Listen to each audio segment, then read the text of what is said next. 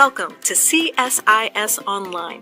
Join us as we bring together top experts and thought leaders to discuss innovative ideas and real-world solutions to global issues, from security and economics to technology and environment. Tune in and be part of the conversation.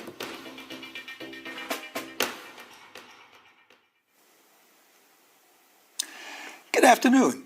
I'm Mark Kansian, a retired Marine Colonel and Senior Advisor at CSIS. Welcome to our program today on our recently released report on the blockade of Taiwan. The report is entitled Lights Out? Wargaming, a Chinese blockade of Taiwan. The project was funded by the Smith Richardson Foundation with additional support from the Diane Davis Spencer Foundation. We appreciate their support. A blockade of Taiwan is important to study because the ensuing disruption of global trade would affect every inhabitant of the planet and could lead to a major conflict in the Western Pacific.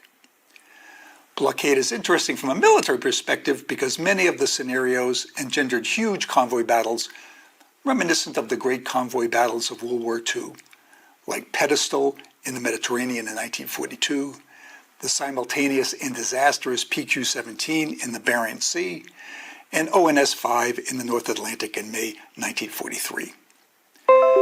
Our event will have three parts. First, there will be a 10-minute presentation on the report itself.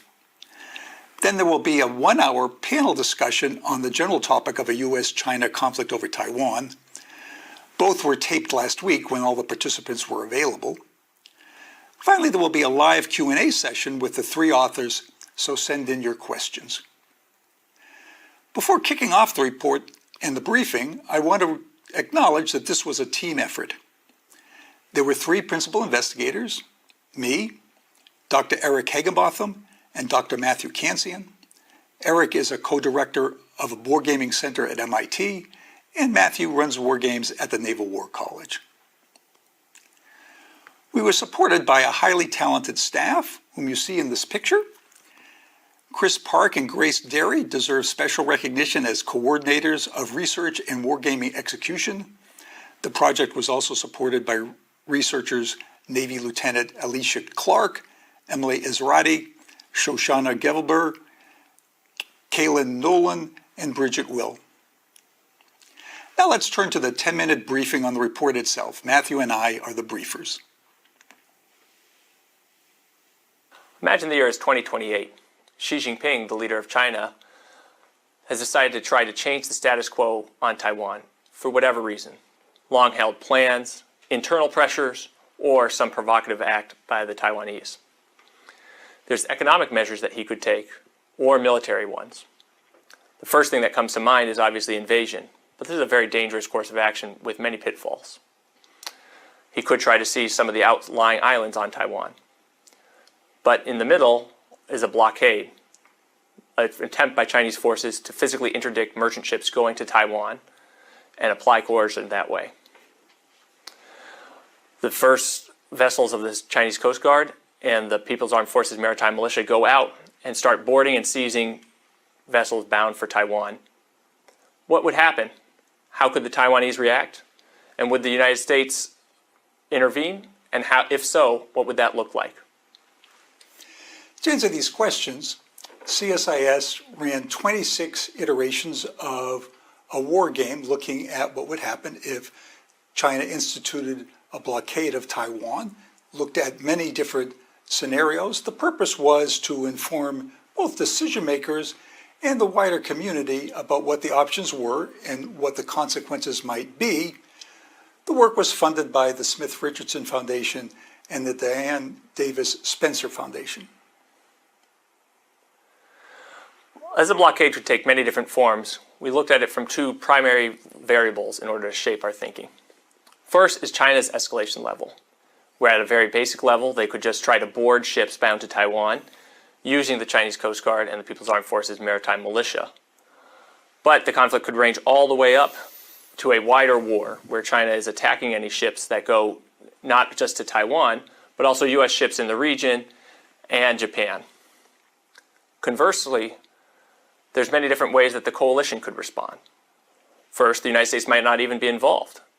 if Taiwan's by itself, they could act in a circumspect manner and constrain their military forces to the area around Taiwan.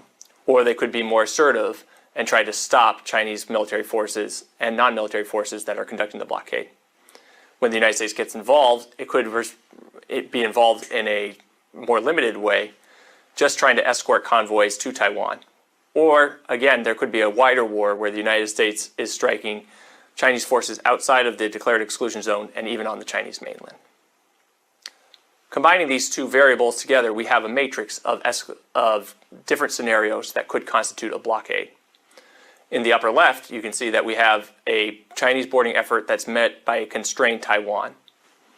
In the lower right, there's a wider war by China where they're attacking U.S. bases in Japan, and that's met by a wider war by the United States where they're even attacking the Chinese mainland.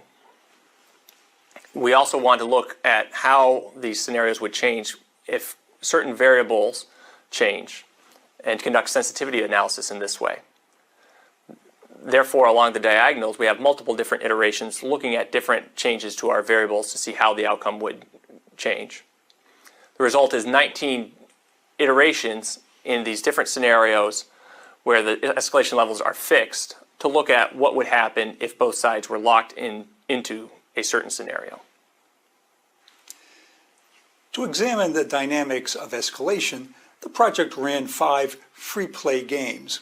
In those games, the two sides were not given an escalation level to begin at, but could choose their own escalation level. In some games, the teams went to a high level of violence. In other games, they found an off-ramp to limit the level of escalation and violence.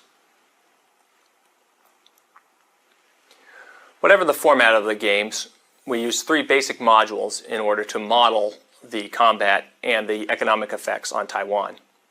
The first answers the question of what shipping is available to try to go to Taiwan. Second, we move into what of that shipping that's sent to Taiwan makes it there, given both the Chinese efforts to stop it and the U.S. and Taiwanese efforts to push it through. Finally, we look at what the effects of that cargo arriving on Taiwan are, particularly looking at energy production. We would run those models for 1 week, get the results, brief them back to players, and the players would make decisions again for the next week and continue through that cycle 20 times to get a look at 20 weeks of gameplay.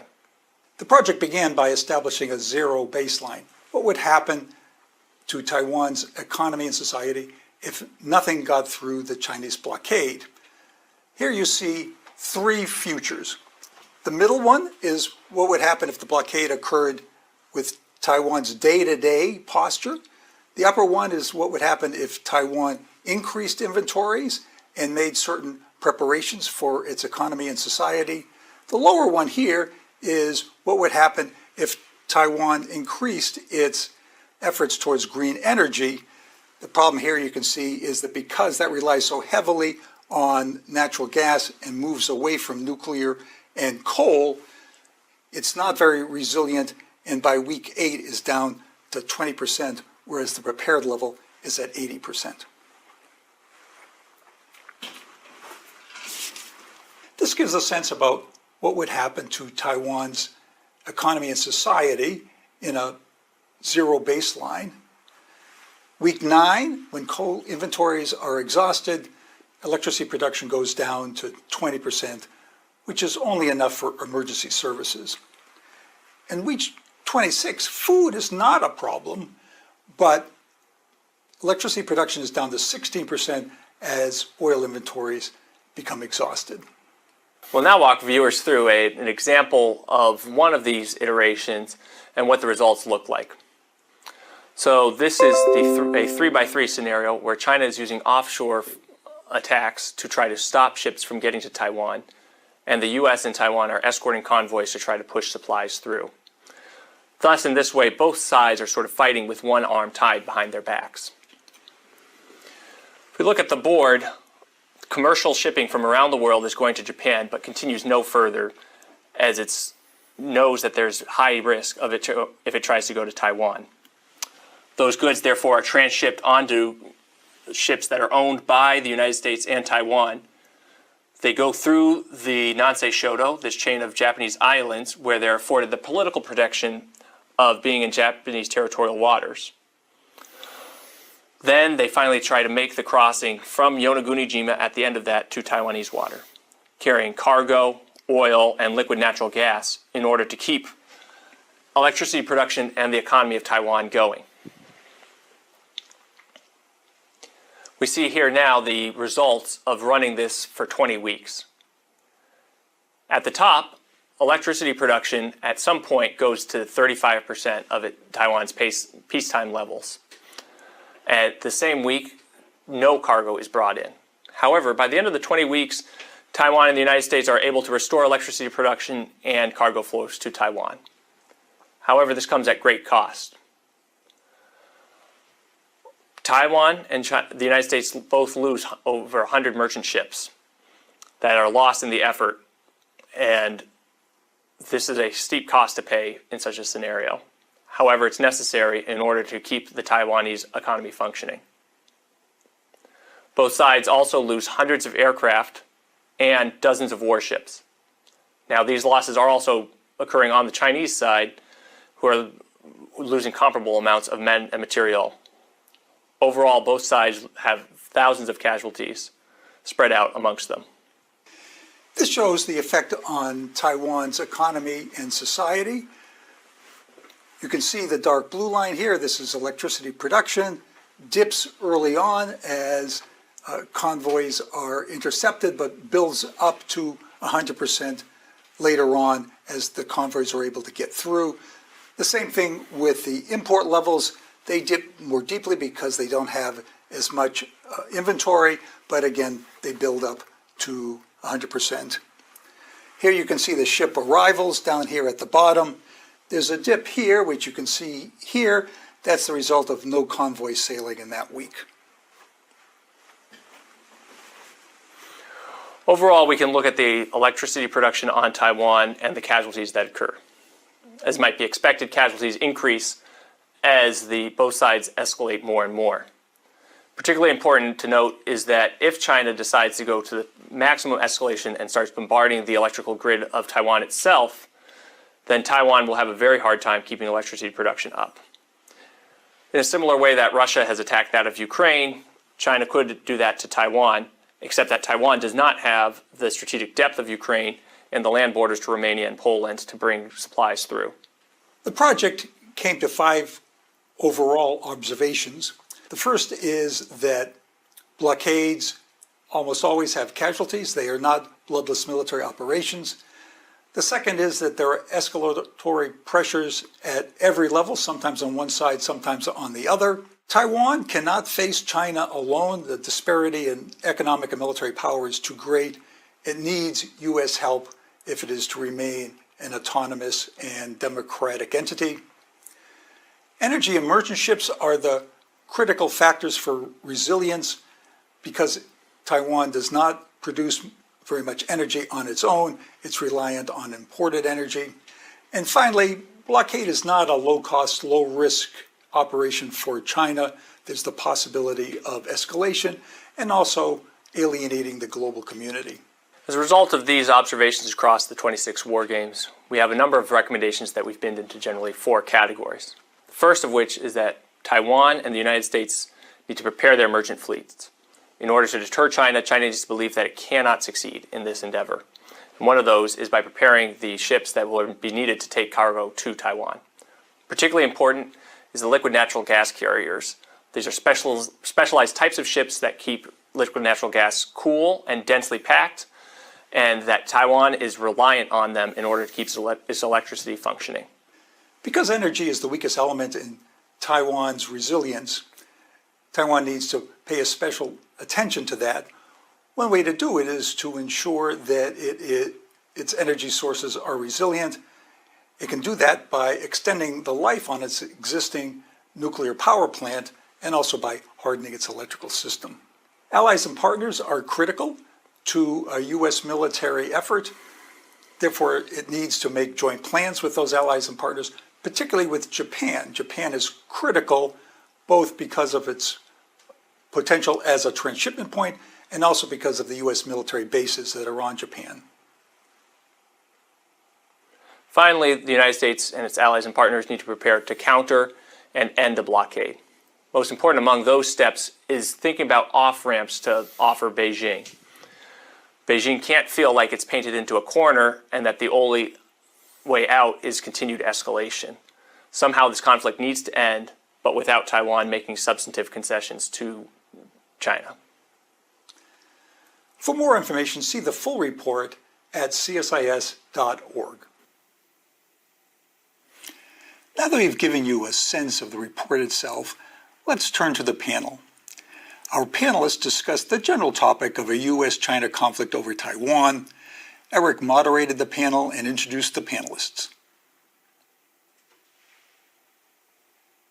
Thank you. I'm Eric Higginbotham, a principal research scientist at MIT's Security Studies program and co-director of the Wargaming lab there. I'm one of 3 co-authors of the report, Breaking Out of Quarantine, Wargaming, a Chinese Blockade of Taiwan. And we're joined today by 4 great panelists, each of whom brings expertise to the issue, and all of whom have played at least an abbreviated version of the game.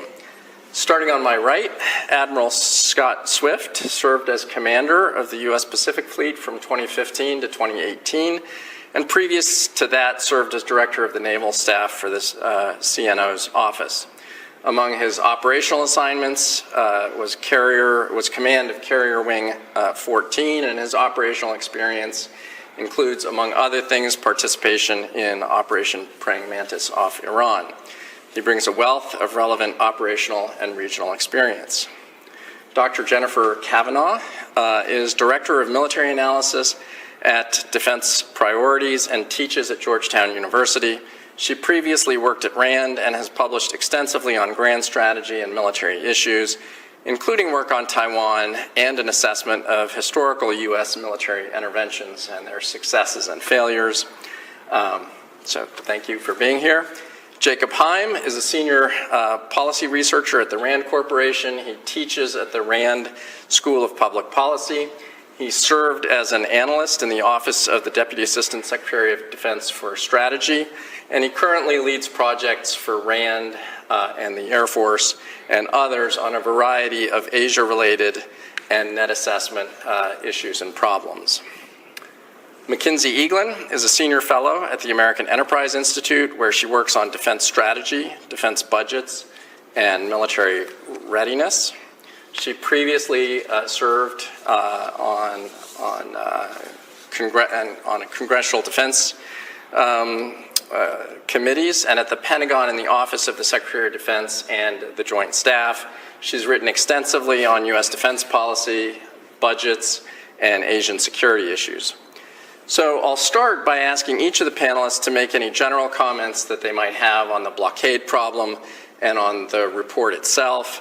And I'll start by turning to Admiral Swift and ask him to address, among other things, the differences between a quarantine and a blockade. For the sake of convenience, in the report and here today, we generally use the term blockade, but there's an important set of distinctions, so maybe we can start there.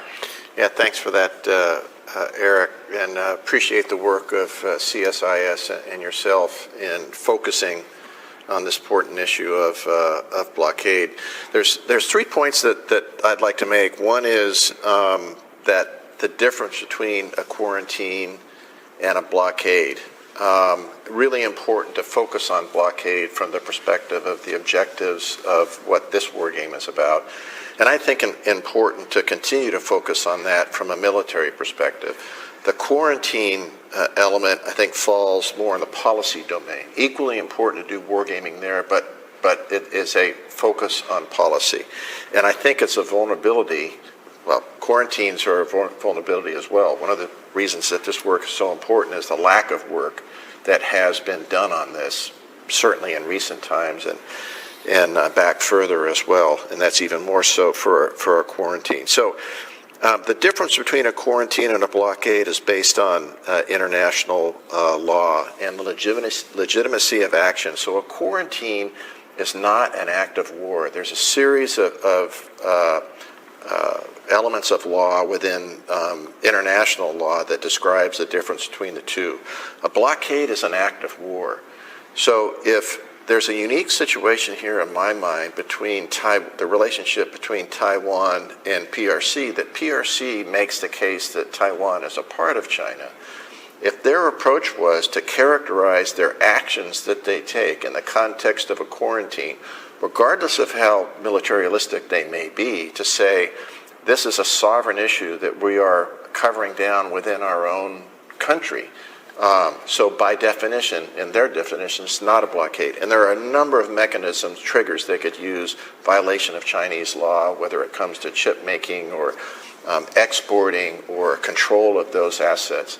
It gives them more maneuver space in the policy areas. That's a really important point that I want to stress. Further activity to occur outside the context of this game. This game rightfully is focused on the blockade. But I think being here in D.C. as we record this, I think that element is really important. The second point is this idea of escalation. And I think of it in the context of most likely, least likely, most dangerous, least dangerous. And some of this is tied with the 2027 piece and the statements that Admiral Davidson rightfully made in public testimony to Congress about 27 being a year that Xi Jinping had laid out for the PLA to say, be ready by this time to execute the 5 joint campaigns, the joint island landing campaign being primary and what that focus was. My view is that unfortunately that put an undue focus on 2027. I've been as concerned about something happening today, back when he did his testimony, if that was today, all the way through 2027. So on that scale of most dangerous, least dangerous, I would put quarantine on the far side of least dangerous. That's why it's important to think about it, because if that is the approach that PRC took, we need to deeply understand what those implications are to the United States and our allies and partners and friends. The next step up towards danger would be a blockade. Of course, the most dangerous in my mind would be the execution of any one of the 5 campaigns that China has laid out. I think there's too much focus and too much time spent on determining the likelihood of any of those events occurring. It all depends on world events at the time. It depends on what's happening. So it's important that people understand the metrics of how you would measure that, but finding a precise point and saying a blockade falls at this point on the likely scale and at this point at the dangerous scale, I'm not sure that's useful, and that's another reason I commend this work. And then the last point I want to make is on deterrence. We often talk about deterrence and how we've been successful with deterrence because X hasn't happened yet. And yet I don't see the research being put into why X hasn't happened. Too oftentimes we attribute it to things that we've done from a strategy perspective with no science applied to it. Was that really the reason, or did it just not happen? So I look at deterrence as a trust coin, that deterrence succeeds or fails based on trust in the word of those that are trying to deter an individual. One side of that coin is deterrence, the other side is reassurance. So many of the things that countries do to deter another country, it's based on their own perceptions of what would deter us, not on the assessment of what would deter them. Likewise, oftentimes those actions are not assessed in the context of how would that affect negatively allies and partners and friends. So there's many actions that we take that actually distance ourselves from our allies, partners, and friends. And we need to be thinking about that in a broader context. This study touches on those elements of deterrence. There's often reference to it, but more clearly define what makes up those elements of deterrence are extremely important, because it's baked into almost every strategy that we make an assumption we understand what it is. But oftentimes, in my view, as a practitioner, from my practical experience, I've seen that it doesn't apply. Things don't happen just because we didn't expect them to. Good morning. So maybe I'll turn next to Jennifer. Yeah, great. I also have 3 points. My first one, I think, builds off Admiral Swift's point about the difference between blockades and quarantines, and I think it comes out really clearly in your report that blockade is not a low-cost, low-risk option for China. It's also a really difficult option for all the other players involved. For China, it requires expending a lot of military capabilities, especially at higher levels of escalation, for unclear gains. For the United States, it bridges legal categories. There's a question of when does the U.S. get involved, with what types of forces. It's going to be really hard to build a coalition. It's not clear which players' interests are directly affected. The threat of China taking Taiwan has clear security implications for many players in the region and for the United States. For being forced to divert your ships a little bit further out into the ocean to get to your key ports, it's not clear that that's an existential threat for a lot of players in the region. So it's going to be hard to get other countries to participate. Australia is far away from this conflict. Japan too could consider themselves isolated. And for Taiwan, it's also very difficult to respond. Analysts have spent a long time coaching Taiwan to this porcupine strategy to deal with an invasion. But those aren't the capabilities you would need in a blockade. And even if they invested in sort of higher-end capabilities, aircraft, ships, missiles that they might need in a blockade scenario, they're never going to be able to match the PRC. So they're always going to be operating from a deficit, and it's not clear they can even do enough to shift the military balance. So it's a really tricky and complicated situation for everyone, and I think that really comes out. There's this idea that the blockade would be easier, but in fact it's much more difficult for everybody involved. My second point has to do with some of the recommendations that come out of your report, and I was really struck by the fact that some of the things you recommend as being really key, things like making sure that you have a big enough merchant fleet and that you know where those ships are, that you think about insurance issues and how the government is going to provide insurance, thinking about making sure you have enough tankers to run blockades, that you have seafarers who are capable to do this, that you have the ability to run convoys, which is something that the United States has not done. These are things that would have been really helpful in the Red Sea as well. And as we see the ability to disrupt traffic, maritime traffic at key choke points, like the Strait of Hormuz was in the news just recently too. As it becomes easier to disrupt traffic at these choke points, these are the types of investments that all countries should be making. And so to me, these are no-brainers. Even if you're not worried about a blockade situation or you don't think it would be in U.S. interest to be involved, these are the types of investments you can make to prepare yourself for this broader set of maritime challenges that are emerging and that are increasingly common. So these are things I would really underscore for policymakers, are things to start investing in. And it's not just a DoD issue here. It's DHS and other legal authorities. So it has to be through some sort of interagency process. And then the final question, or the final point, is really a question that I have that I don't have like a full answer to, and maybe we can discuss in the panel, is how much should the U.S. be investing in thinking about this problem? It's not clear to me how vital the U.S. interests at stake would be if Taiwan were to be blockaded. I've argued elsewhere that I don't really see Taiwan as being an existential U.S. interest, that the costs of defending Taiwan, in my view, would be higher than the benefits and the United States would get, or the risks that it would face were China to take Taiwan. And so I would argue and advocate for policymakers not to get involved.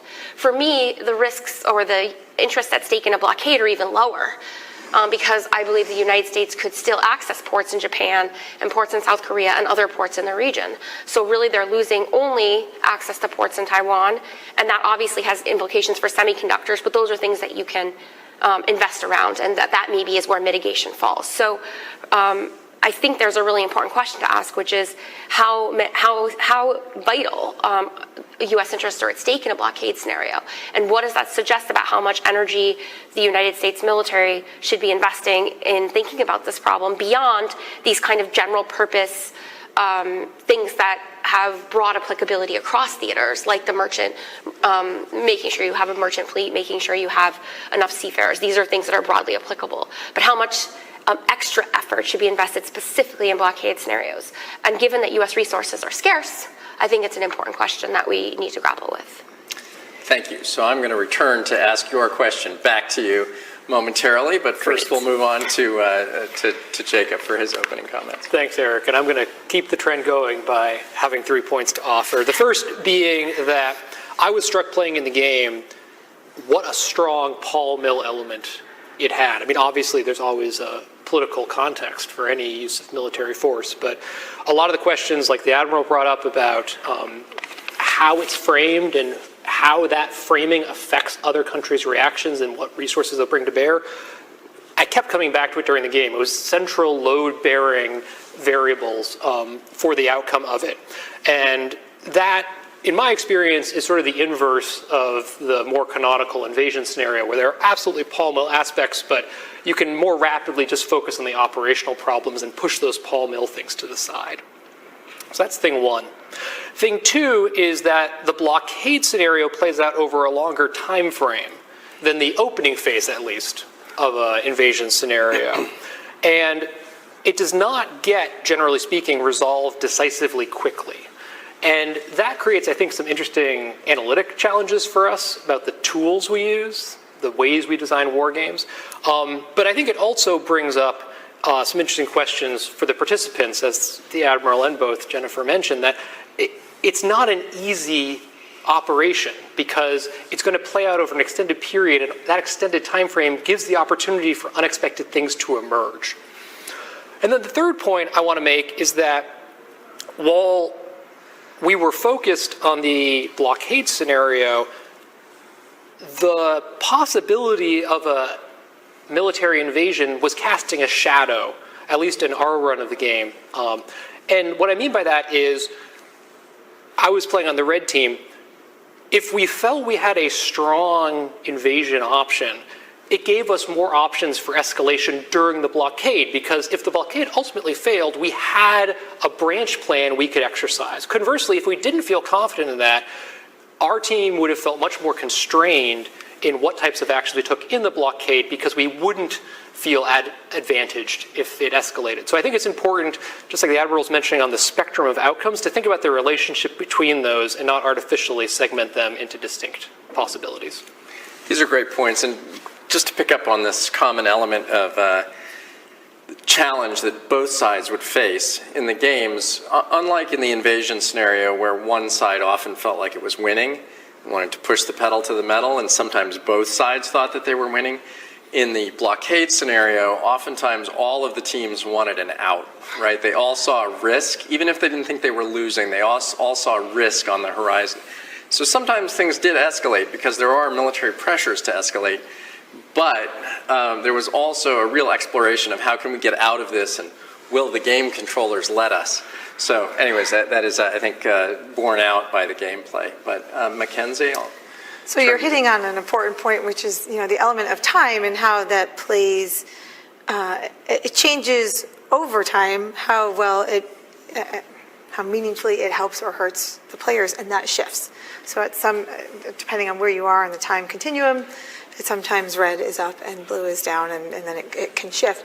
I mean, the American political and societal attention span is so short, so going long when the media and wherever you consume it has moved on, it's good for China. Really, even whether it's low risk, low anything, I think that serves to, when it's off the headlines, I think that's beneficial to red, almost always.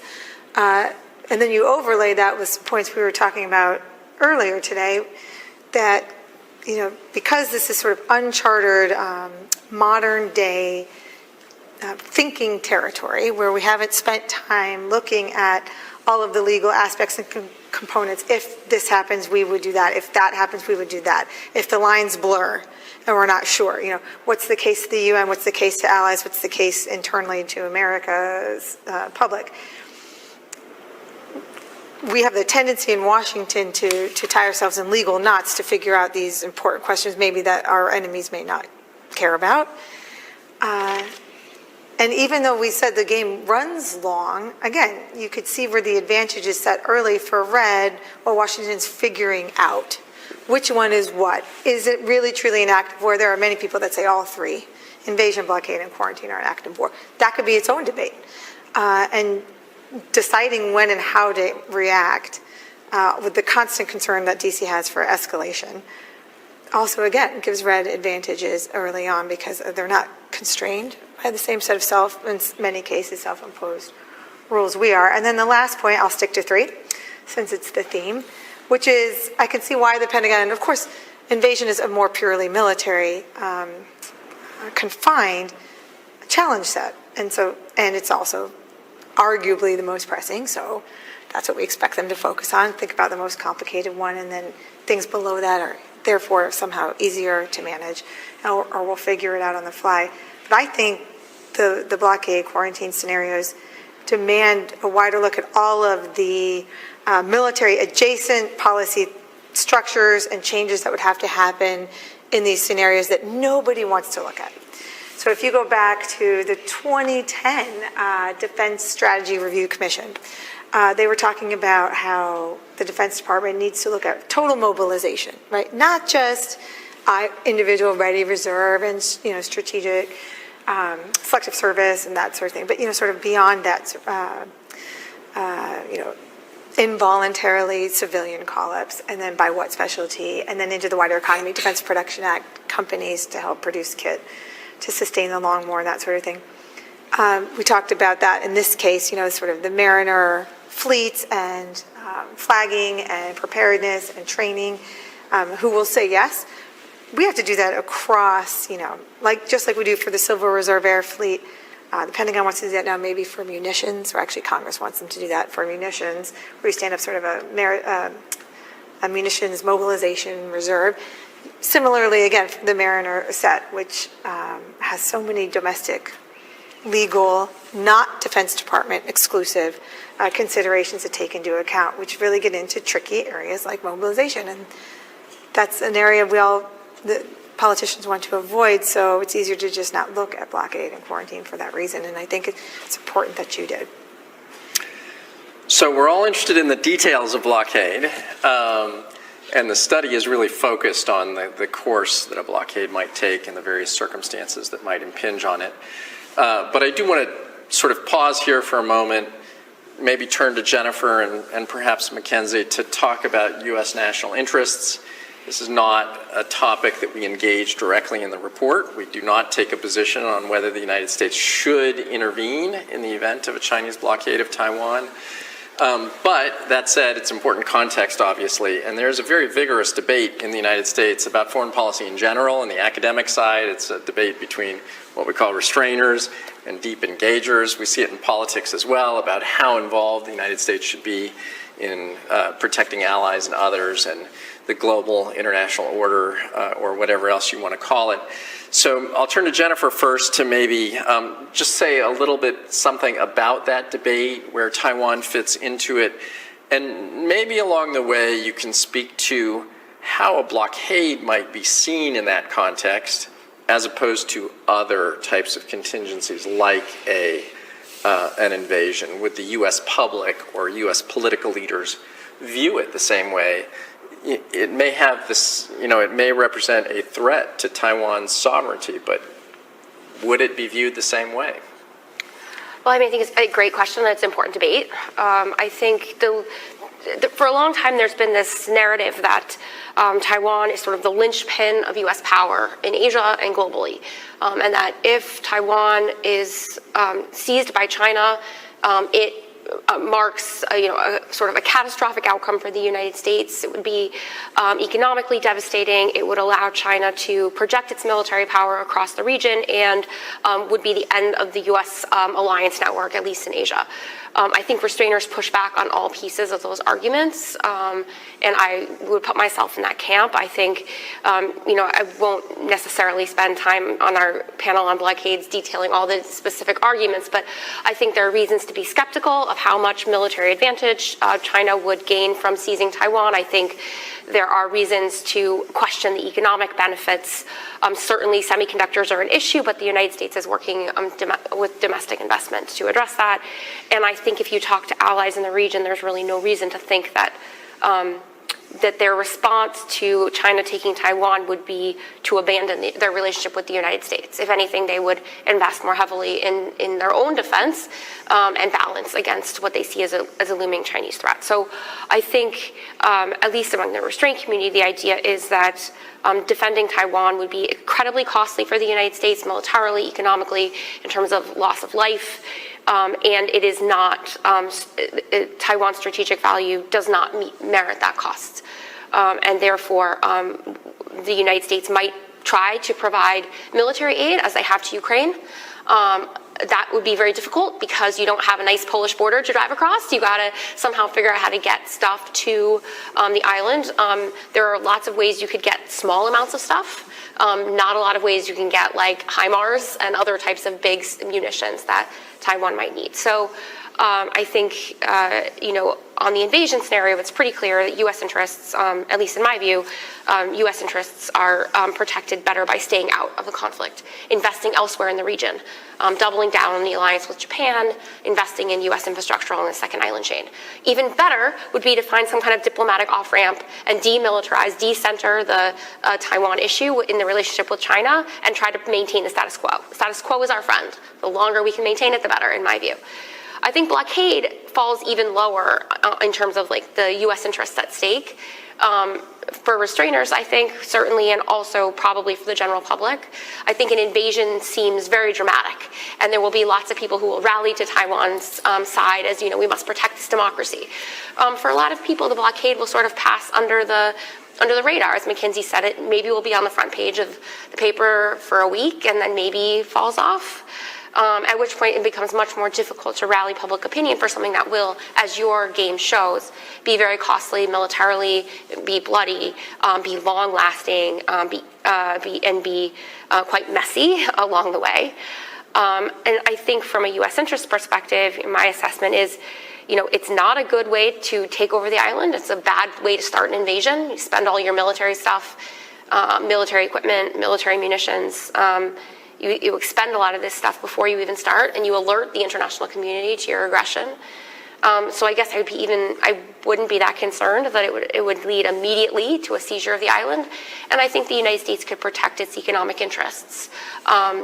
We've seen in the Red Sea how quickly and easily maritime traffic reroutes. And I think that would happen here. The U.S. is also protected by having oceans on both sides. It's not totally dependent on Asian markets, has other options. And so if I were a policymaker and it were my decision, I would find ways to support Taiwan that would keep the U.S. military out. If we can get supplies to them, if we can support diplomatic responses, those are things that I would recommend, but I would keep the U.S. military out. I don't see the interests at stake as warranting the cost that your report suggests would be incurred. Economic threats or economic action against Taiwan are included in the Taiwan Relations Act, but I agree it would be a more difficult sell to the American public to explain why we were intervening in the event of a blockade. But I don't know, Mackenzie or either of our other panelists, do you want to add anything on that? Or Yeah, those are great points. I would be brief, though, and say, you could make the case for Taiwan exclusively, and how the freedom-loving, democracy-loving countries around the world are under assault in many cases. But I would actually turn it around, and I would look at it through the lens of what is the region like, and later on, the world, including key global institutions, if China's allowed to just sort of freely walk past this red line into the end zone and stake a new claim on and rewrite the rules. And so it's not necessarily about the value of Taiwan per se to us or our economy, but it's about what happens with the consequences when the CCP feels that they can operate with impunity to rewrite the rules, redraw the maps, reclaim things, disrupt the status quo in this case. And the consequences that are harder to see immediately, but certainly bear out over the longer term. It's not just trade. Obviously, we care very much about maritime commerce and key choke points. There's really only 8 maritime ones in the world.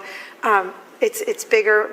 We've seen this Chinese leadership slowly, like the silkworm. They're very good at renorming over time what's acceptable and constantly shifting the goalposts. against our what I think are our interests and what we have said were the rules everyone should play by, not just the rules we and they, but the whole world. When you renorm over time and you get to a new status quo, that's what I worry about greatly, and all of the consequences that waterfall from that for decades to come. Now, it's partly unknowable, so you can't. It's not meant to be a fear-mongering thing, but it's meant to be a longer view of the challenges. Right, so this is a debate. I'm glad we got sort of both positions on the table, at least. It's absolutely a debate we're not going to resolve today. So I'll move on, and obviously Admiral Swift or Jacob can chime in on this later. But I'll turn to Admiral Swift now.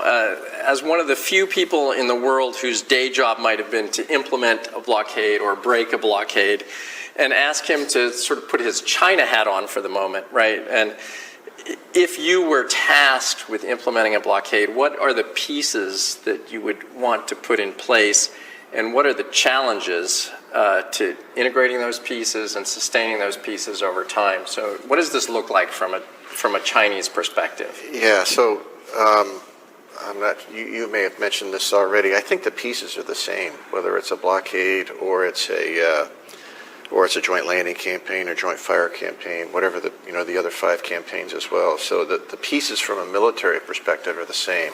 They change a little bit when you transition, as I mentioned before. If your first approach is one of quarantine, it's more of a policy piece than the blockade, which is more of a military piece. But the problem is escalation. So you have to consider all those elements of one of the 5 campaigns if you're going to pursue a blockade. From a red perspective, I think that the resources that are required for a blockade are less than what you need for one of the 5 campaigns that the PRC talks about. But in order to cover escalation, you have to have those pieces in place. It is a more subtle approach. There are leading indicators that if China is moving towards executing one of the 5 campaigns, that are telltale signs that that's the area they're moving in. But I think on a blockade, you can move out much more quickly. But you've got to put those pieces in place. I will put my blue hat back on, and I hear a lot of discussions. First of all, not enough discussion on blockade. I can't stress that enough. But the other thing is that we talk about convoys. Convoys was a specific World War II tactic based on submarine warfare that required the U-boats to be in position to intercept within 2,000, 3,000 yards. So the zigzag tactic was only to get a 5,000-yard offset. So as a commander of blue forces, I would take a very different approach of getting resources to Taiwan than just a convoy. Another reason why studies like this are so important, to get the military minds thinking in a broader context of if this were to come about, and we were asked by the military provides options of the government to help break that campaign, how is it that you get resources to Taiwan? Because that's the number one issue. It's not just the military approach, it's that how do you support those resources going to Taiwan? Just a very quick follow-up on this. You've said it's not convoy per se, Yeah. but assuming that you have to protect those merchant ships from, for example, missile attack, you need to get the interceptors to within range. So you're still talking about merchant ship protection, active protection, but correct. Not but in we live in a same much form. more sophisticated world with many more resources. We have cyber resources, we have other resources. So it's distributed maritime operations, which I think is the correct operational approach, the one the Navy is pursuing now, of distributing those forces, centralizing effects, but distribute the forces. We do it with distributed logistics. So why wouldn't you take that distributed logistics model and apply it to those commercial ships that are transiting those resources to Taiwan? At some point, they hit a choke point, but it's much easier to defend those choke points than it is to put all those resources defending them in transit across the Pacific or wherever it may be, when they may be actually at less kinetic risk in those domains than they are when they're proximate to Taiwan. Got it. Okay. Jacob, you've done a lot of net assessment work, especially on the invasion scenario.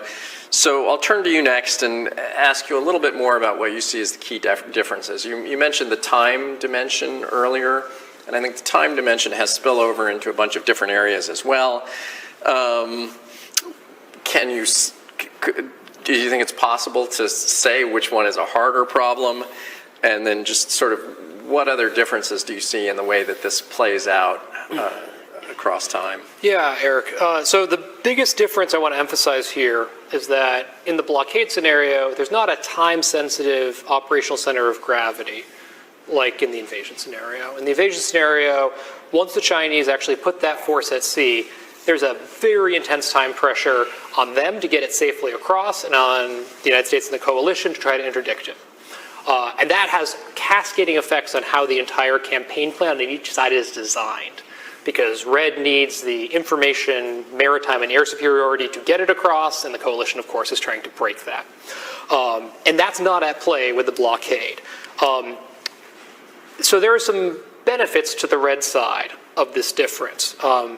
Because there's no joint island landing campaign to protect, Red can be more patient. Red does not have to, for example, conduct an extensive joint firepower strike campaign to seize that information, maritime, and air superiority. Also, because there's not that amphibious assault, Red doesn't have the danger of quickly losing and catastrophically losing at the outset of the conflict. And I think those are both positives from the point of view of a Red planner. But there are cons to the Red planner as well. The first is that the theory of victory here is a little bit fuzzy, but it fundamentally depends upon Taiwan deciding to capitulate. And it's unclear about where Taipei's thresholds are. And that's fundamentally unknowable.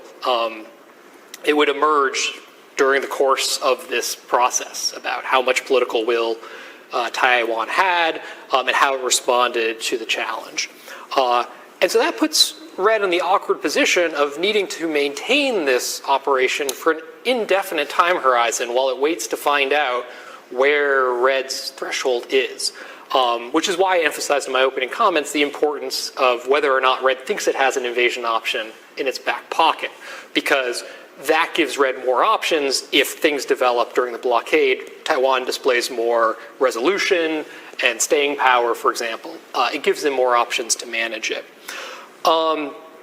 In terms of which is harder, I'm not sure I want to put one harder, because I think there's some distinct challenges the two scenarios represent. I don't think you were sort of bringing up the lesser included case, Mackenzie, and I do think your work illustrates how there are some unique challenges the blockade presents where it might not be fully a lesser included case. So I wouldn't want to say one's harder than the other. I think there are some worthy military planning challenges that both offer. Can I jump on a quick point? I think there's one point in particular I want to call out, and that is I think the blockade from a military planning perspective and a military response perspective, I think a blockade, the entry point is clear. So entry point is really important to understand from a military planning and execution perspective. So PRC declares a blockade. The end state is less clear, to your point, and the note that I just wrote down is the economic element is much more centric, and that's difficult to measure from an end state because it depends on how Taiwan responds to that.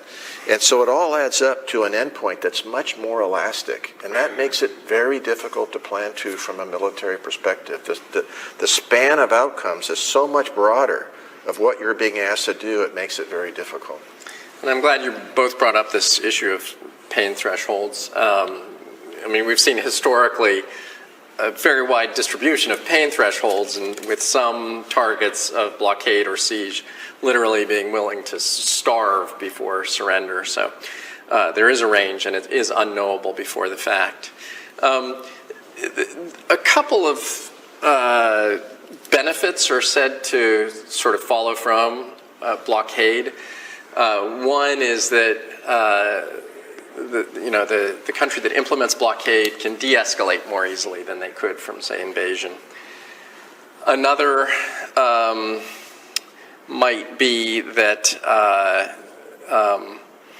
that it puts the onus of escalation on the targeted country, right? So China puts its ships out, it begins to board merchant ships, then it puts the onus of firing the first shot onto the Taiwanese. And I'll throw this out to anyone who wants to respond, but to what extent do you think those benefits are real, or might they be more illusory with more graduated steps in this escalation chain? seems to me like they might exist, but they might not. Like your last point there, where it puts the onus of or the burden of escalation on the blockaded country. Well, so what if Taiwan just decides to run the blockade? Then China is the one that has to escalate. It has to decide: is it willing to attack a merchant ship, or is it just going to try to divert it? So that seems to me like you could easily flip it. And then on the easier to de-escalate, yes, to a point, but it depends how far you've gone up, right? Like at some point you pass a threshold where it's not so easy to de-escalate. Once you start to use kinetic means, you started to fire missiles at Taiwan or shoot merchant ships or fight with the U.S. Navy, you can say, okay, we're done, we'd like a ceasefire, but things never go back to the way they were before. Number one, you've expended military capabilities. Number two, everyone will now look be much more wary of Chinese military aggression. And so you'll never have the same aspect of surprise that you might have had originally. So it seems to me like they could exist, but you would have to play your cards right and have a little bit of luck to take advantage of them. There's also the danger, I think, for the one imposing the blockade, that there are always surprises when one goes to war. There's the danger they might find out that their forces are not as capable as they had hoped. I mean, the Russian invasion of Ukraine in 2022 is an obvious example of this. And that is a situation where even if China successfully de-escalated, that could have far-reaching consequences for the credibility of other threats they want to make that I think they have to worry about, because they are ultimately the ones trying to change the status quo here. Yeah, I would say I don't think it makes any difference from a warfighting, from a competition perspective. I think it's a self-assessment of winning or losing, and what's your timeline that you can tolerate getting to that point of losing.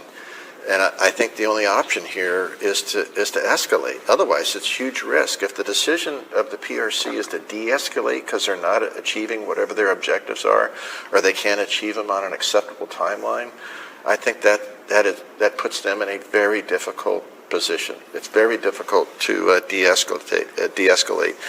And the other is the resiliency of the target here being Taiwan. And I think that's very difficult to understand. I mean, look at what's going on in Ukraine. Look at what's going on in Gaza. Look at what's going on in the Red Sea and with the Houthis. The resiliency, it's very difficult to do a predictive analysis of when they're going to hit that point if they no longer have that resolve. I would be very cautious about anybody that suggests they have a calculus that can say with any level of certainty we're confident in the outcome of a blockade or any other military operation. To some extent, briefly on that point, to some extent resiliency is partly linked to the extent of preparations, I think, ahead before anything launches. And I think it was Jennifer who made the point earlier, it's not exactly the same set of capabilities and preparation and training and thinking and answering the tough political questions for all the 5 scenarios under armed force invasion and the other 2. And so if we're over-preparing for one, which we are, I think the panel's actually kind of agreeing on that, and the report highlights why we shouldn't, well then it makes the other blockade more likely, I would argue, because, right, that's what he's watching everything you're doing and recalculating over time what they're going to do in response to that, which can fray deterrence if you're not adjusting into real time to their own calculations. You also, the deterrent point you mentioned earlier, but we have to be thinking about the preparation and what's not the same for blockade versus invasion. Yeah, this is exactly where I wanted to go next, so that's great.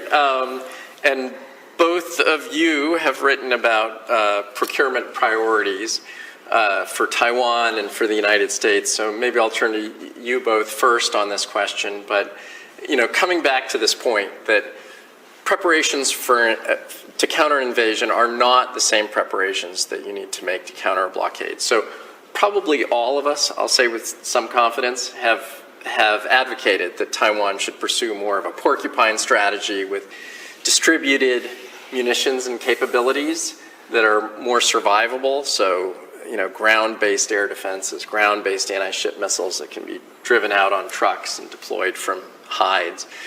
Those systems don't travel well over maritime areas, and a blockade can be run at some distance beyond the range of those systems. So in those cases, maybe frigates and aircraft are more useful. But how do you draw balance, and is there a way to square the circle? Taiwan's economy is a 20th the size of China, so you've talked about, Taiwan needs to increase its defense budget to 4% of GDP. The current administration has talked about 10% of GDP, but even 10% of Taiwan's GDP is 0.5% of China's GDP. So that highlights the need for priorities and making tough decisions. So how do you square this circle? If you're Taiwan, I'll start with you on Taiwan and then maybe turn to Mackenzie for U.S. priorities. But if you're Taiwan, where do you draw the balance, and how do you kind of square that circle?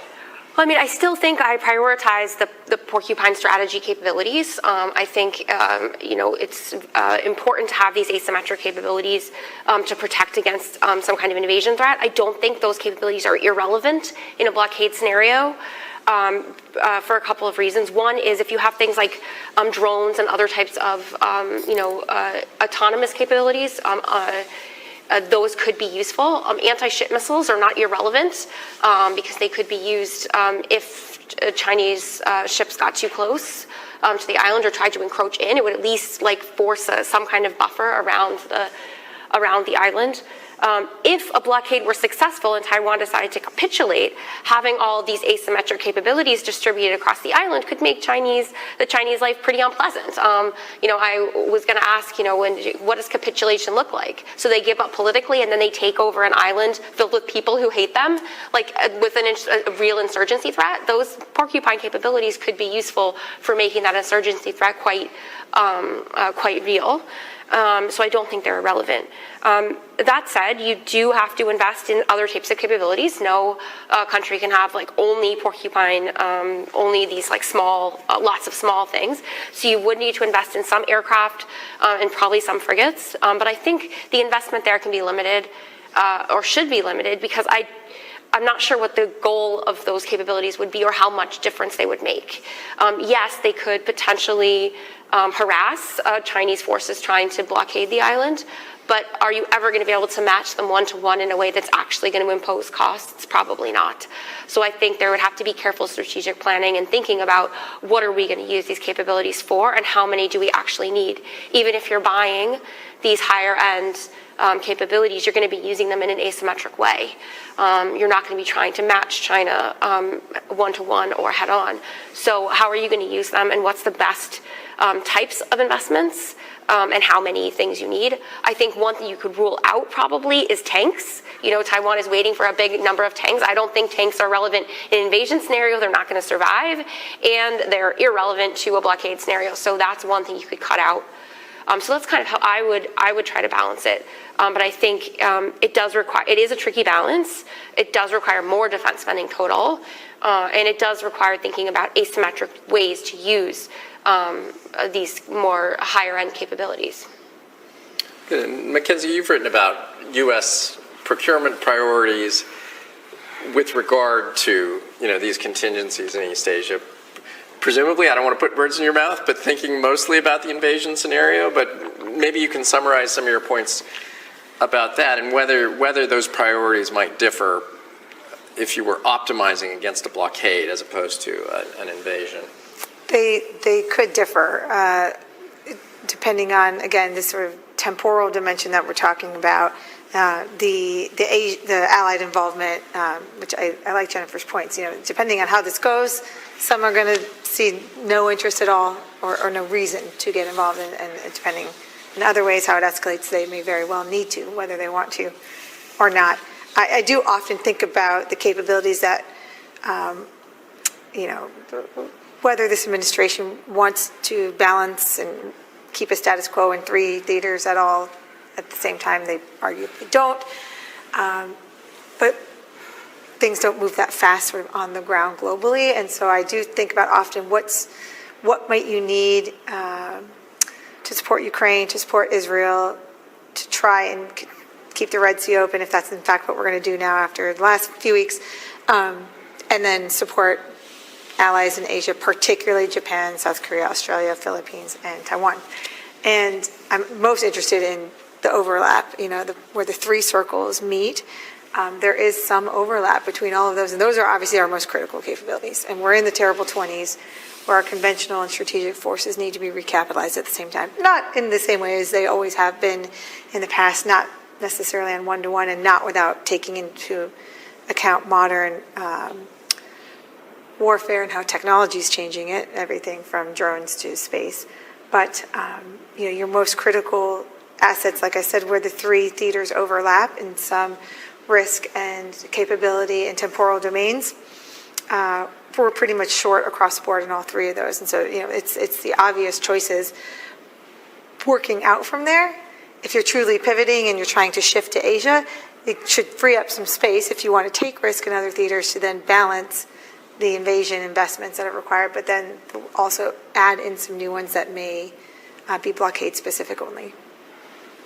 Good. And Admiral Swift, I don't know if you want to add anything on that, but I'll also throw in, having asked you to put your China hat on earlier, to put your U.S. hat back on, and talk a little bit about, not to put you on the spot too much, but if you were commander of PAC Fleet, which you once were, or commander of Indo-PACOM, what sort of measures you would be recommending at different stages of conflict? So at the point at which this is a sort of policing action, blockade, it's not yet gone kinetic, and then as it becomes, as China moves to higher levels of violence and there has been shooting, what might you be recommending if you were asked to counter the blockade? Yeah, so I'll start with the first point to say that if you're talking about procurement of military power, it's very difficult to do that in run. You pretty much have to fight with what you have.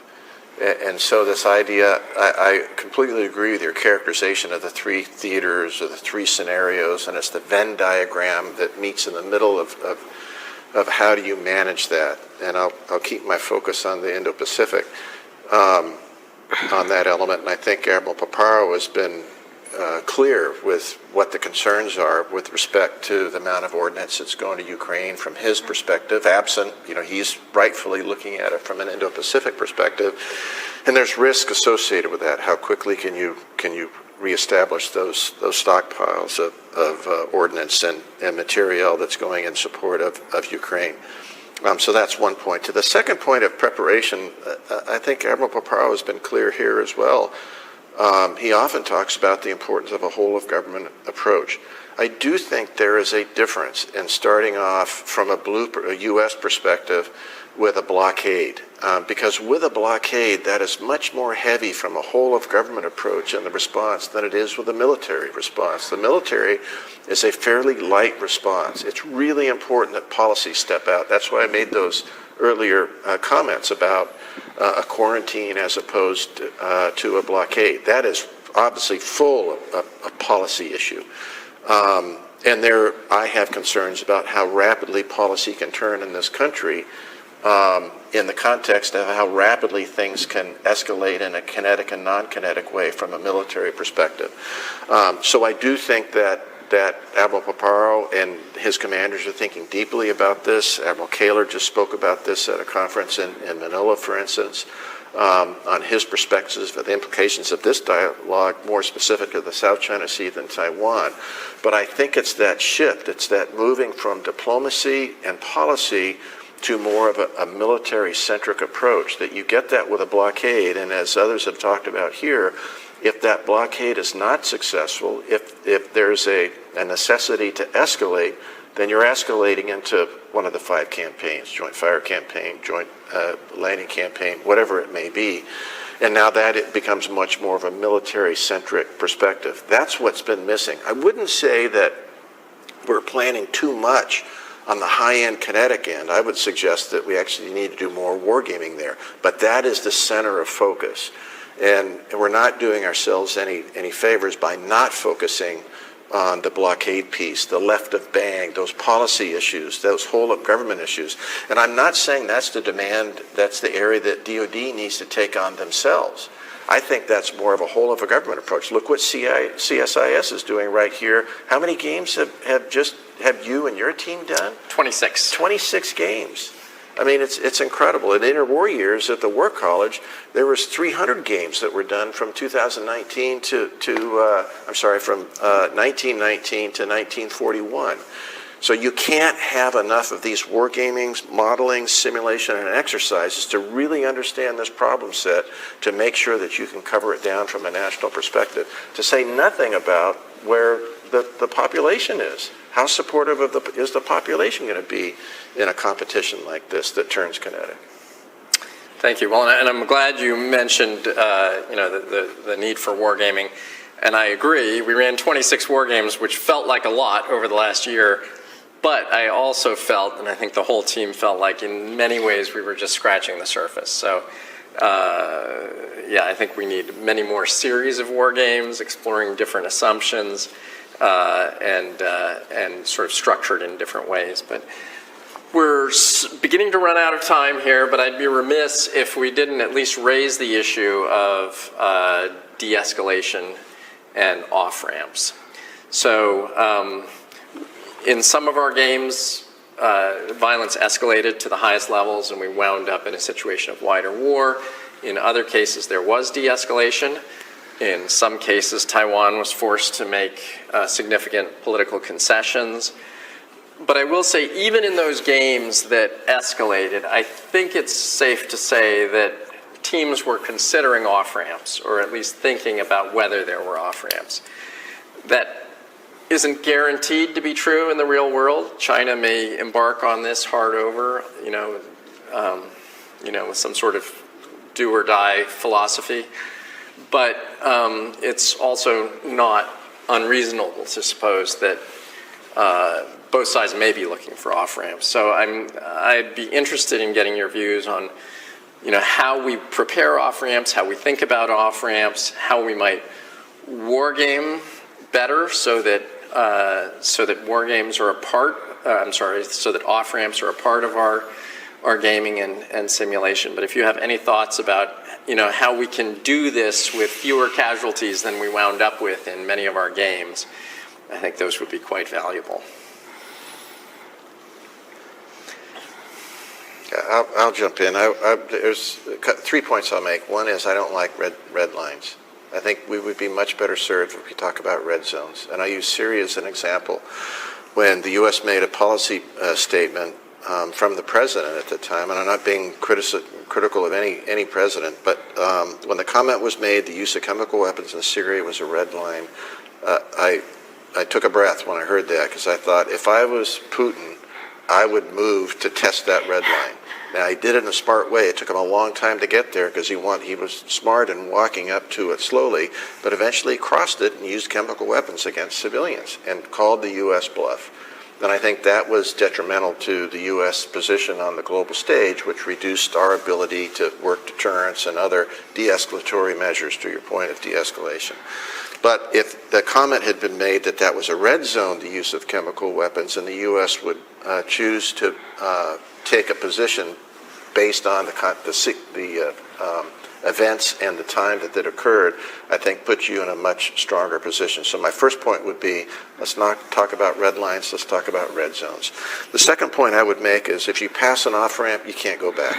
There is no reverse flow. You may take lessons from that and applying it to the next off-ramp. That's why escalation is so difficult to control. It's so easy to escalate, it's so hard to de-escalate.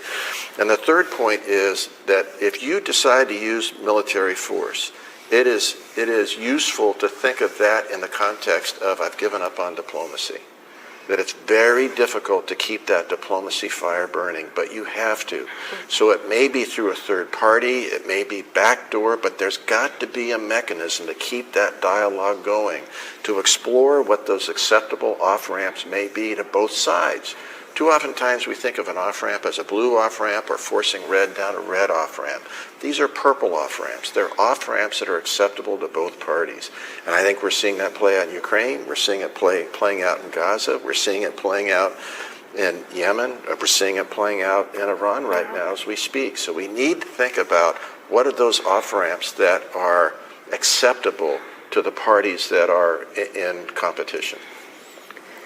I will go next because I would like to just maybe echo or build on a couple of these points.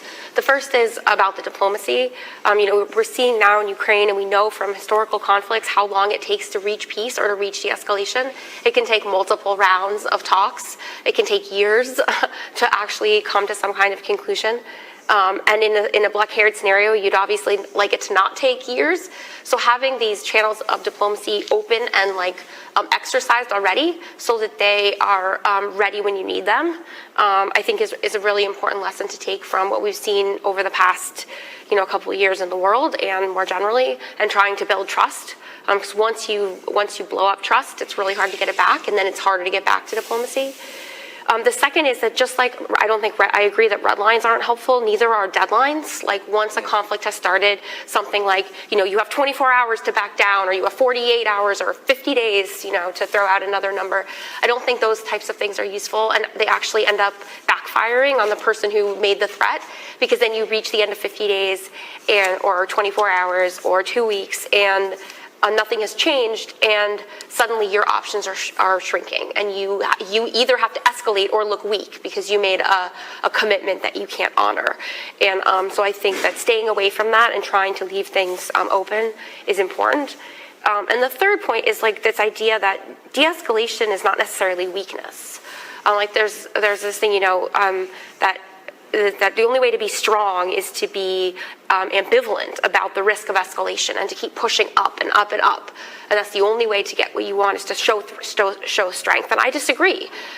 Your decision about whether to escalate or not should be based on the risks, what U.S. interests are at stake, and the dynamics at the moment. And de-escalating can be the right choice if it means that you walk away from a disaster.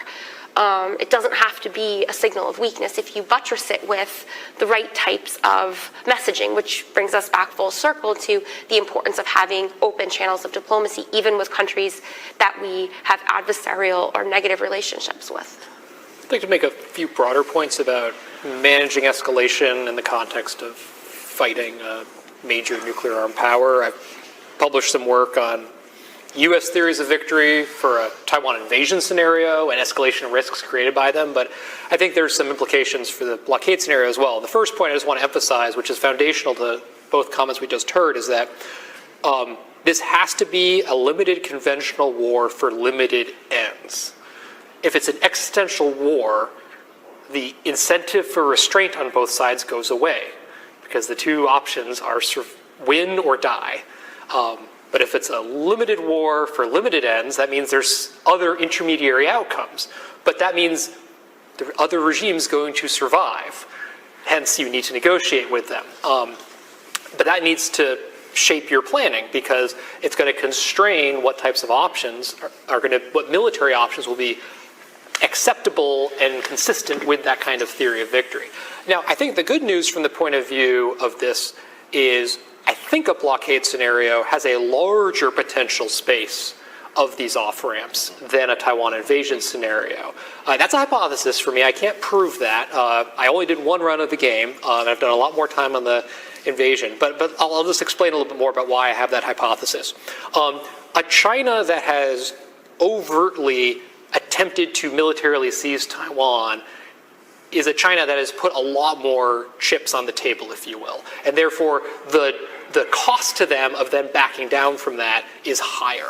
I'm not one who believes that any time Beijing goes to do that, the regime is automatically at risk. I think it's entirely possible to imagine a situation where they could fail to take Taiwan, but the regime survives. But there's nowhere near as many chips, if I continue that metaphor, being put on the table in this blockade scenario, especially if it starts in a fairly small way, perhaps with a quarantine. And therefore, the cost to Beijing of backing down, maybe not even backing down, fighting an off-ramp, de-escalating, is lower. And so I think there's a positive opportunity here, but you need the right people in the room. So the red team I was on did try to negotiate a resolution in our war game. But we rapidly reached a point where we told you basically we needed people from the State Department there because we were aware there were very deep historical and diplomatic contexts to the types of things we were talking about. But I'm a de-skilled mathematician, and the person who was representing Taiwan was a physicist. And so we are not the right ones to represent how that negotiation would play out. One of the things we've advocated in war games is to bring other players to the game, like State Department and other parts of the government that would have a stake in this and have a say in it. So yes, couldn't agree more. Mackenzie, I'll give you the last word. Great. I'll be brief because I like our discussion about, well, this discussion and all across Washington, just kind of what does Operation Rising Lion or Spider Web or Grim Beeper or Midnight Hammer, all of these unique sort of once in a generation, I would argue, kind of military events, what they mean for the changing nature of warfare. But I think Washington is less focused on not necessarily the dime and the whole of government. That's always important. I think we all agree.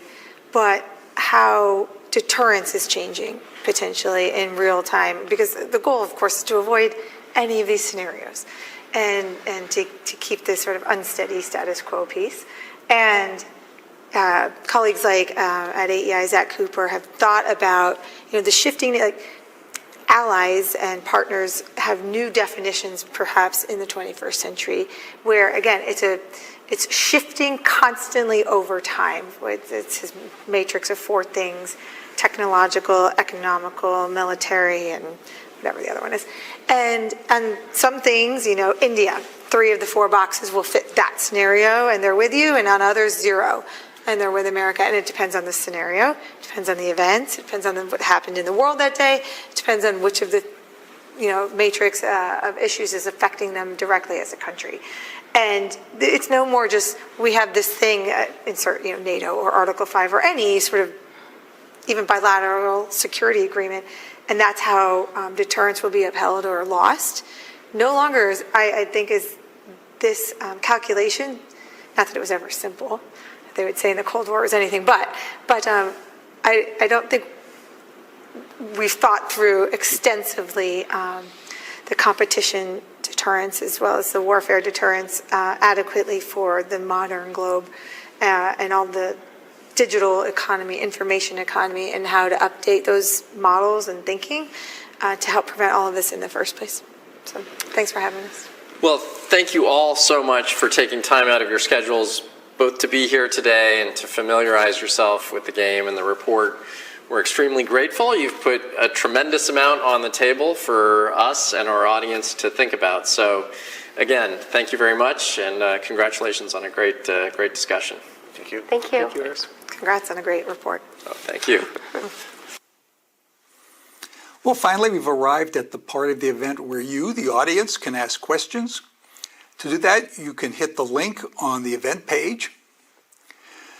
Before jumping into the questions, though, I want to reintroduce my colleagues on this project. We have joining us Dr. Eric Higginbotham, who's a senior scholar at MIT and co-director of a wargaming lab there. And we have Dr. Matthew Kansian, who runs war games at the Naval War College. One of the first questions we received was about quarantine versus blockade, which was discussed at length with the panel. It's important to note that China would regard an action against Taiwan as an internal matter. They would not regard it as a blockade, but rather covered by domestic law. There's a section in the report that discusses that. But because of this confusion about an internal matter, quarantine, blockade, we actually changed the title of the report from breaking out of quarantine to lights out ? To avoid this legal question. Let's turn to our next question, which will go to Matthew here. What do you think of Eugene Goltz's analysis on the ability of China to blockade Taiwan via missiles by repeatedly and continuously striking Taiwan's port? I thought he put together a strong argument and wondered if it played out in your analysis.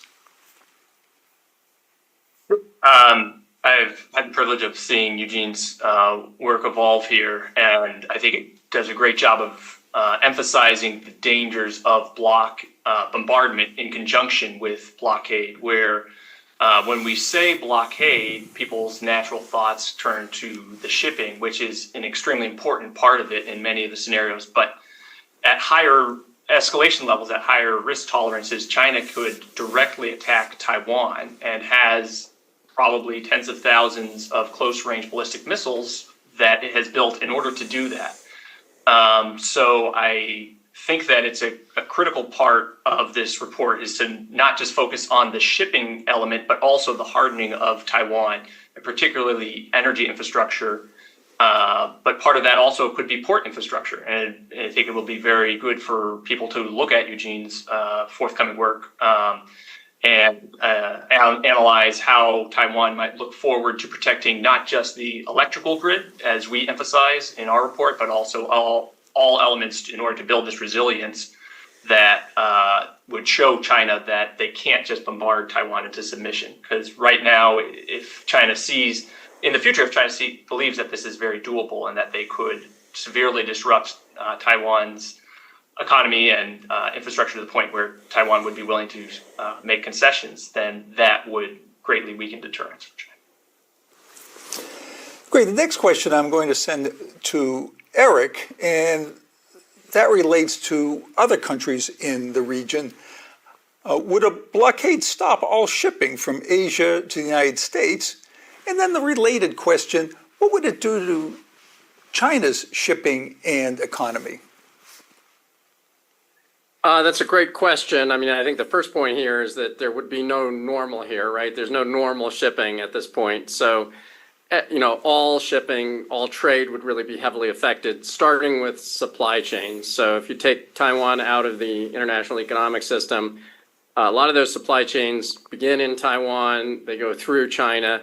Now you've decoupled those economies at a minimum, and then the kinetic conflict, assuming that it goes kinetic, then blocks trade elsewhere as well. So China may be blockading Taiwan, but if you have a kinetic conflict around Taiwan, that's likely to mean that no normal shipping, in other words, commercial shipping that is insured through commercial means, is going to a large subset or possibly all of the Chinese ports. Potentially, the U.S. could impose a counter blockade, countering China's blockade of Taiwan, but even without that, a lot of Chinese shipping would be heavily affected. Japanese shipping, if Japan became a combatant, for example, if China chose to attack U.S. bases in Japan and it then became a combatant, Japanese shipping might also be affected. Korean shipping could potentially be affected.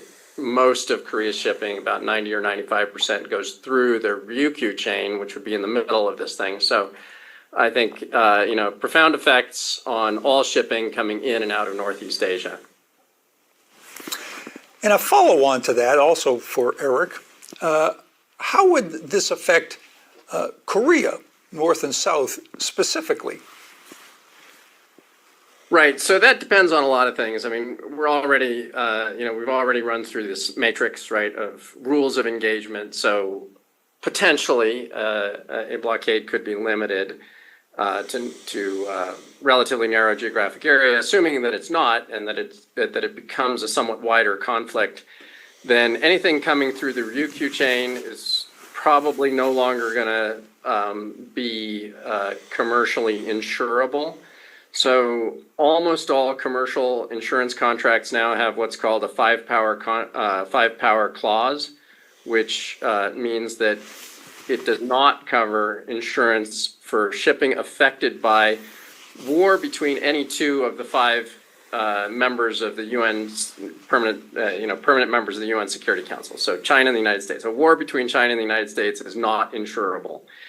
So Korean shipping might be able to divert north, but that northern route is, not much used by Korea during peacetime. It's heavily affected by weather in the winter. Presumably anything that leaves Korea would take that route. And if Korea did become a combatant, it is a U.S. ally. It's not obligated to join this fight, but if it did become a combatant, shipping out of Korea would be a real problem. Thanks. There were a series of questions related to the Berlin airlift and the possibility of an airlift. When people hear about blockades, they often remember the example of the Berlin airlift of 1948-1949, when the Soviets shut down ground transportation into the city of Berlin. We did look at that extensively as part also of a broader look at other ways to get materials to Taiwan. For example, submarines or what we call narco-logistics using semi-submersibles and airlift. None of them were adequate to keep the island supplied. If the United States made a massive effort on a airlift, it could keep the Taiwanese people alive and supplied with the very basics of life, but the economy would collapse. It's important to note that the challenge is very great. Berlin during the airlift had about 2.3 million people in it. Taiwan has 10 times as many. In the report, there's a detailed discussion of this. Turning to another question, this is about cyber, and I'm going to send that to Matthew. And the question is about whether cyber could lead to a Taiwanese collapse and how that was included in the war games that we ran. An interesting point that's brought up a lot of times, right, where a lot of the civilian infrastructure that underpins modern life is vulnerable to cyber disruptions. Unclear what penetrations China has on Taiwan, or what penetrations then conversely the U.S. or Taiwan has on China, right? That it sort of cuts both ways. I think there was a great study and they're still looking at it from SciPi, the Cyber and Innovation Policy Institute at the Naval War College. Nina Collars, Mike Poznansky, Jay Vaught, looking at this and trying to really pull the thread of what are the most vulnerable things and how those could be reinforced. So absolutely, it's part of the larger range of issues, and our war games focus mostly on the kinetic side of it. And it's like any war game, it's not the end all and be all, but rather one part of an important puzzle that other people are going to have to take up and knit together in order to make the best advice for policymakers in the future. And I might add that in the war game we used for the high-end conflicts, there is a cyber component there based on what we've seen in Ukraine, for example, and other examples, but very hard to predict. All right, we have another question here, and that is about the Europeans. Could the U.S. involvement in Europe be a factor that influences the U.S. decision to intervene in the case of a blockade of Taiwan? And how do you see the European countries acting in the event of a blockade of Taiwan? Well, the first part is yes. If the United States were involved in another action, another major operation, that would affect the availability of forces to thwart a blockade of Taiwan. In our invasion war game, we looked at a distracted U.S., and that was reflected in reduced reinforcements coming into the Pacific. In terms of our assumptions about Europeans and other countries and what they would do in the event of a blockade, we have a section in the report that talks to that specifically. But the bottom line is that most of European countries would not get involved in a blockade. They would likely provide some diplomatic support for Taiwan. Only the UK and France really have the ability to send military forces. They've practiced that in the past, In our base case, we assumed that both of them would send small squadrons to participate in freedom of navigation operations. Another question here about would China engage in a blockade without having the ability to successfully invade Taiwan? It seems difficult to de-escalate once a blockade is enacted. So let me send that out to Eric first and then to Matthew. Sure. So blockade is often discussed as a better alternative, effectively, for China. It does have limited lift capability. Lift would become a critical vulnerability for China, potentially, certainly a center of gravity for it in an invasion. So here it doesn't have that particular vulnerability. So this is regarded by many as a better option. I'd make 2 points here.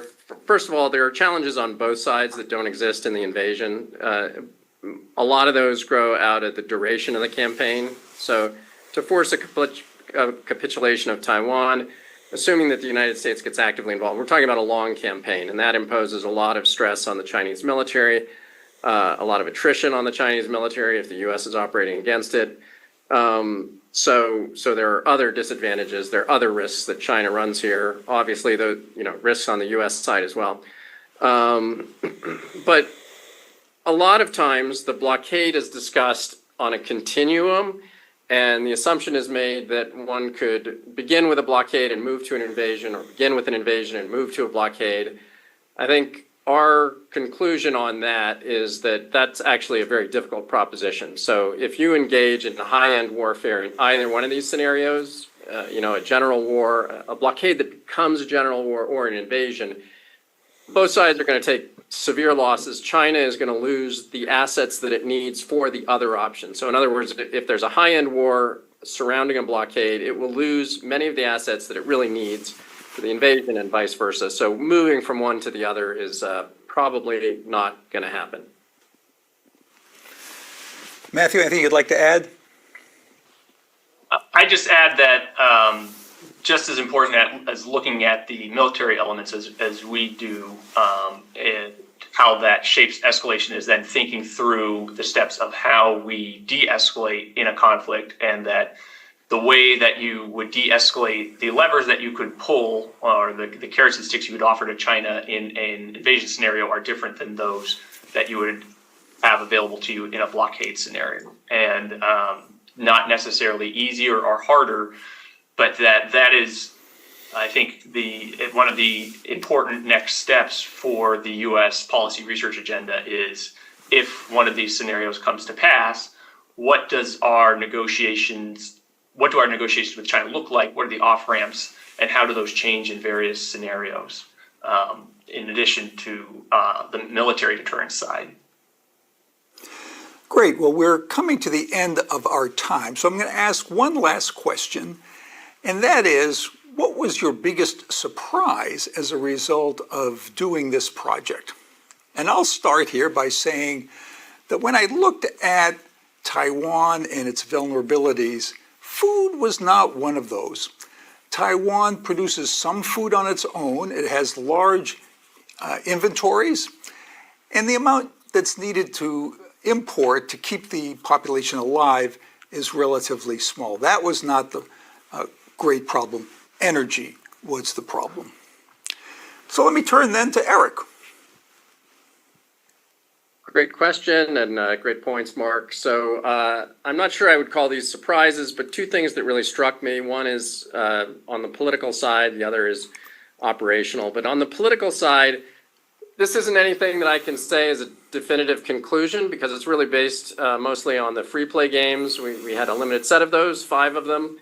But I was quite struck by the fact that several of the U.S. teams, I think in 3 out of 5 cases, actually probably more, I think all of the U.S. teams were very reluctant to risk escalation. Now, some ultimately did take the risk and engaged in higher-end warfare, but none of them wanted to, and 3 of them successfully avoided escalation.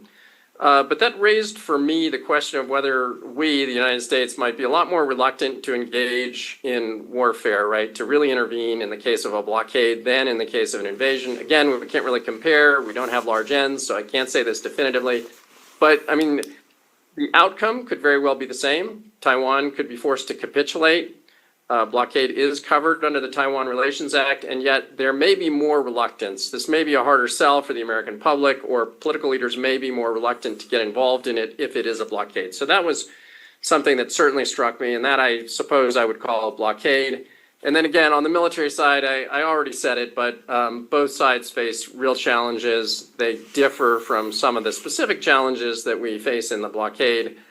But from a Chinese perspective, this is definitely a high-risk proposition. This is not an easy lift for them. If it does go high-end kinetic, they face some real problems. The submarines have to operate in very dangerous waters. They have to get out there beyond the first island chain and operate for months in a hostile environment. The Air Force has to be able to engage in very high-intensity warfare, again, for months, and survive against, really superior U.S. air-to-air capabilities. So again, not a great scenario, very high-risk scenario for China. Matthew. My prior belief was that this was going to be a lot worse for Taiwan, particularly in scenarios even where they had prepared. And so one of the main things that I was surprised in doing the background research for this was how much the preparations that Taiwan could feasibly do could improve their situation. So I think that is the number one thing that could come out of this to improve deterrence.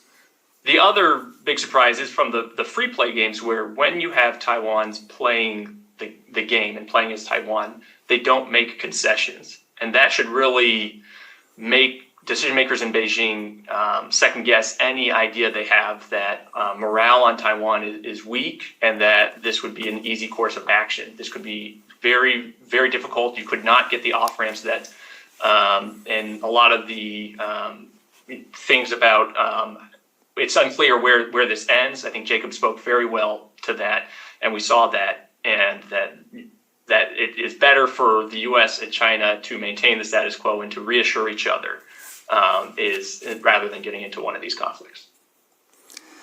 Great. Well, online at csis.org are 5 products that discuss the project and its findings. Both the 10-minute video and this event will be online. There's the report itself, which runs 150 pages. For those who don't have quite 150 pages of endurance, it begins with an 8-page executive summary. There's a dazzling 3-minute video, and finally there's a 4-minute audio. This concludes our event. Thanks for watching.